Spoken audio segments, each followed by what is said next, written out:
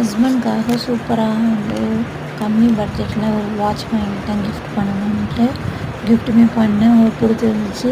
அவங்க இந்த மாதிரி பிளாக் கலர் வாட்ச் தான் வந்து நான் கல்யாணம் ஆகி வரும்போது போட்டிருந்தாங்க. இப்போ தான் வந்து ஃபோன் வந்தனால வாட்ச் போடுறத நிப்பாட்டிட்டாங்க. நம்மளால் முடிஞ்ச ஒரு கிஃப்ட் வாங்கி கொடுக்கணும்னு வாங்கினேன். அதுக்கப்புறம் இறா தொக்கு தான் வச்சேன் இன்னைக்கு. அதுக்கப்புறம் பருப்பு டால் வச்சுட்டு கடகடன்னு என் நாத்தனார் வீட்டுக்கு போயிட்டேன். ஏன்னா அங்கே டேட்டு கொடுத்து வச்சுருந்தேன் கஞ்சி வாங்குறதுக்கு. எங்கள் ஏரியா கஞ்சி படுமோசமாக இருக்குது.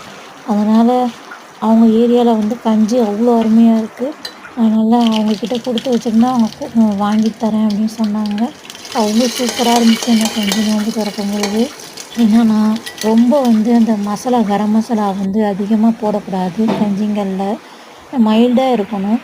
ஆனால் அதில் வந்து பயங்கரமாக எங்கள் ஏரியாவில் வந்து பட்டையுடைய ஸ்மெல்லு பயங்கரமாக தூக்கும். அதை சாப்பிடவே முடியாது, அந்த மாதிரி இருக்கும்.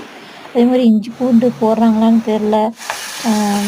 அதே மாதிரி புதினா கொத்தமல்லி எந்த ஒரு வாசனையும் வராது. நான் எங்கள் ஏரியா கஞ்சியில் ஏதோ நல்லாவே இருக்காது. அதனால் சொல்லக்கூடாது, உணவை குறை கூறக்கூடாதுன்னு சொல்லுவாங்க. ஆனால் நோன்பு திறக்கும்போது அதுதான் சாப்பிடுவோம். அது நல்லா இல்லைன்னா எப்படி?